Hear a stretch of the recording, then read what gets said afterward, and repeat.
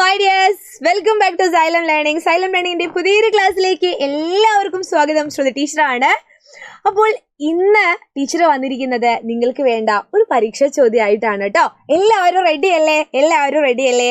Yes. അതിനു മുമ്പ് നമ്മുടെ സൈലത്തിന്റെ വാട്സപ്പ് കമ്മ്യൂണിറ്റി ഗ്രൂപ്പിലൊന്നും ജോയിൻ ചെയ്യാത്തവർ പെട്ടെന്ന് തന്നെ ജോയിൻ ചെയ്തോളൂ. കാരണം എന്താണ്, നമുക്ക് പരീക്ഷാ കാലത്തായാലും ഇല്ലെങ്കിലൊക്കെ ലൈവ് ക്ലാസ്സുകളൊക്കെ നമുക്ക് സ്ഥിരമായിട്ട് കിട്ടിക്കൊണ്ടിരിക്കുന്നത്, നോട്ട്സ് ഒക്കെ കിട്ടണം അല്ലേ? അതൊക്കെ വാട്സപ്പ് കമ്മ്യൂണിറ്റി ഗ്രൂപ്പിലാണ് ഉണ്ടാവുക. മറന്നു പോകരുത്. എല്ലാവരും ജോയിൻ ചെയ്യുക, സബ്സ്ക്രൈബ് ചെയ്യുക, അതുപോലെ ലൈക്ക് ചെയ്യുക. നിങ്ങൾ കമന്റ്സിലൂടെ ഞങ്ങളോടുള്ള സ്നേഹമൊക്കെ അറിയിക്കുക കേട്ടോ. അപ്പോൾ പേരറിയാമെന്ന് വിചാരിക്കുന്നു. ശ്രുതി എന്നാണ്. ശ്രുതി ടീച്ചർ എന്ന് വിളിക്കാം, മാളു മിസ് എന്നൊക്കെ വിളിക്കാം കേട്ടോ. ആദ്യത്തെ ചോദ്യം ഒരു ഷുവർ ക്വസ്റ്റ്യൻ ആണ്, എല്ലായ്പ്പോഴും വരുന്നതാണ്. പക്ഷേ നിങ്ങൾക്ക് എപ്പോഴും ഒരു കൺഫ്യൂഷൻ വരാറുണ്ട് അല്ലേ? ഇത് ഇങ്ങനെ വന്നാലും ഇതിൽ നിന്ന് ഉത്തരം അങ്ങ് തെറ്റിച്ച് കളയും. ഇത് കവിത വായിച്ചിട്ട് അല്ലെങ്കിൽ കഥ വായിച്ചിട്ട് ലേഖനം വായിച്ചിട്ട് നിങ്ങളോട് ഇതിൽ നിന്നുള്ള ചോദ്യങ്ങൾക്ക് ഉത്തരം കണ്ടെത്താൻ പറയും. എളുപ്പമുള്ളതാണ്, ഒരു കവിതയാണ്. 5 ചോദ്യങ്ങളും ഉണ്ടാവും. വളരെ എളുപ്പത്തിൽ മാർക്ക് നേടാൻ പറ്റുന്നതാണ്. വളരെ എളുപ്പത്തിൽ എന്ന് പറഞ്ഞാൽ വളരെ എളുപ്പത്തില്. കാരണം എന്താണ്, ചോദ്യവും ഉത്തരവും ഇവിടെ തന്നെ ഉണ്ട്. നമുക്കൊന്ന് നോക്കാം കേട്ടോ. ഈ കവിത നമുക്കൊന്ന് വായിച്ചു നോക്കാം.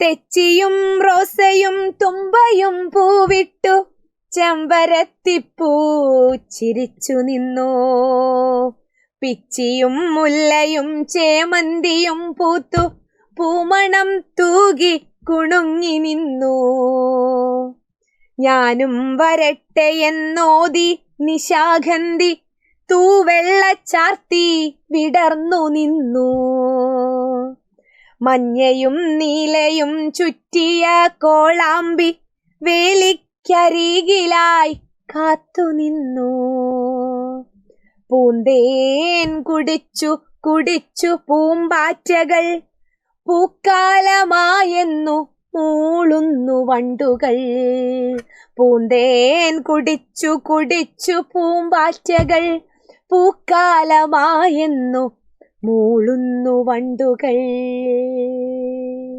അതിമനോഹരമായ ഒരു കവിത. എനിക്ക് തോന്നുന്നത് ഞാനിത് ചൊല്ലിയപ്പോൾ തന്നെ നിങ്ങൾക്ക് ഇതിന്റെ ക്ലിയർ ആയിട്ട് ഒരു ഐഡിയ കിട്ടിയിട്ടുണ്ടാവും. പൂക്കളെ പറ്റി വിവരിക്കുകയാണ് അല്ലേ? പൂക്കാലത്തെ പറ്റി പറയുകയാണ്. ഇതിൽ നിന്നുള്ള ഒരു 5 ചോദ്യങ്ങൾ നമുക്കൊന്ന് നോക്കിയാലോ. ആദ്യത്തെ ചോദ്യം, പൂമണം തൂകി നിന്നത് ആരൊക്കെയാണ് അല്ലെ? പൂമണം തൂകി നിന്നത് ആരൊക്കെയാണ്? ഉത്തരങ്ങൾ ഇതിൽ തന്നെ ഉണ്ട്. പിച്ചിയും മുല്ലയും ചേമന്തിയും പൂമ്പാറ്റയും തെച്ചിയും റോസയും തുമ്പയും. അപ്പോൾ ആരൊക്കെയാണെന്ന് നമ്മൾ ഊഹിച്ചെഴുതല്ല, ഇതിൽ നിന്ന് ഉത്തരം കണ്ടെത്തി എഴുതണം. നോക്കണേ, പൂമണം തൂകി നിന്നത് ആരൊക്കെയെന്നാണേ. തെച്ചിയും റോസയും പൂവിട്ടു ചെമ്പരത്തിപ്പൂ ചിരിച്ചു നിന്നു, പിച്ചിയും മുല്ലയും ചേമന്തിയും പൂത്തു പൂമണം തൂകി കുണുങ്ങി നിന്നു. ഇത് നോക്കിയേ, പിച്ചിയും മുല്ലയും ചേമന്തിയും പൂത്തു പൂമണം തൂകി കുണുങ്ങി നിന്നു. അപ്പൊ പൂമണം തൂകി കുണുങ്ങി നിങ്ങിയത് പിച്ചിയും മുല്ലയും ചേമന്തിയാണ്. അപ്പൊ ഉത്തരം എഴുതുക, പിച്ചിയും മുല്ലയും ചേമന്തിയുമാണ്. പൂമ്പാറ്റയില്ല, പിച്ചിയും മുല്ലയും ചേമന്തിയുമാണ് ഉത്തരം. ഞാൻ ഇത് റെഡ് കൊണ്ട് നമുക്ക് മാർക്ക് ചെയ്യാം കേട്ടോ. പിച്ചിയും മുല്ലയും ചേമന്തിയുമാണ് ഉത്തരം. അടുത്ത ചോദ്യമേ, നിശാഗന്ധിയുടെ പ്രത്യേകതയായി കവി പറയുന്നത് അല്ലെ, കവിതയിൽ പറയുന്നത് എന്താണ്? നിശാഗന്ധി. നിശ എന്ന് പറഞ്ഞാൽ രാത്രിയാണ്. അപ്പൊ രാത്രി വിരിയുന്ന പൂവാണ് നിശാഗന്ധി. രാത്രി വിരിയുന്ന പൂവിന് ഒരു പ്രത്യേകതയുണ്ട്. എന്താണ്?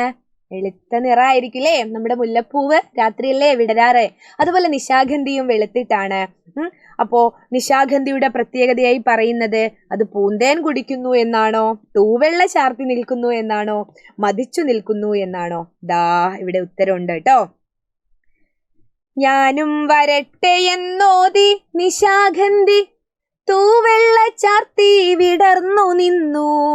തൂവെള്ള ചാർത്തി വിടർന്നു നിന്നത് ആരാണ്? ആരാണ്? നിശാഗന്ധിയാണ് അല്ലേ? അപ്പോൾ നിശാഗന്ധിക്ക് തൂവെള്ള ചാർത്തി നിന്നു എന്നുള്ളതാണ് ഉത്തരം. നിശാഗന്ധിയാണ് തൂവെള്ള ചാർത്തി നിൽക്കുന്നതാണ് അല്ലെ? അടുത്ത ചോദ്യം എളുപ്പമുള്ളൊരു ചോദ്യമാണ്. വേലിക്കരികിൽ കാത്തു നിന്നത് ആരാണ്? ശരിക്കും വായിച്ചു നോക്കിയാൽ കിട്ടും. വേലിക്കരികിലായി കാത്തു നിന്നു. തൊട്ടമേലത്തെ വരി.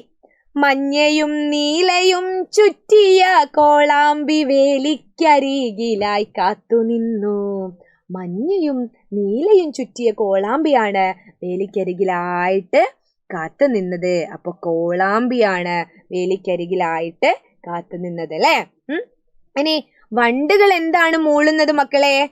വണ്ടുകൾ മൂളുന്നത് എന്താണ്? പൂക്കാലമായെന്നാണോ? പൂന്തേൻ മധുരമുണ്ടെന്നാണോ? പൂ വിരിയാത്ത ദുഃഖമാണോ? ദേ വണ്ടുകൾ ഇവിടെ മൂളുന്നുണ്ട്.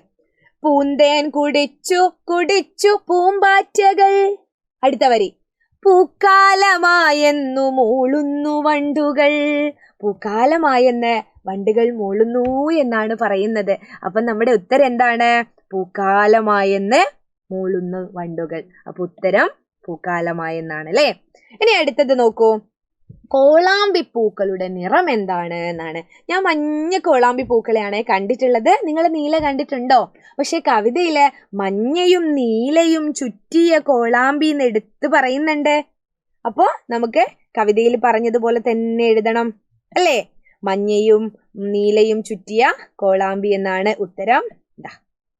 മഞ്ഞയും നീലയും ചുറ്റിയ കോളാമ്പി. അപ്പോൾ ഇത്രയേ ഉള്ളൂ വായിക്കാം എഴുതാം എന്ന് പറയുന്ന ചോദ്യം അത് എ ഗ്രേഡ് നേടാതെ ആരും പോകരുത്.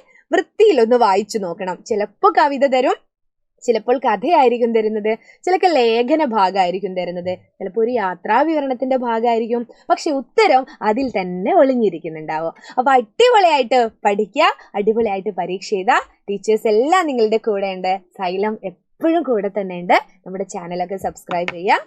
ഓക്കെ, അടുത്ത ക്ലാസ്സിൽ കാണാം. അതുവരേക്കും ബൈ.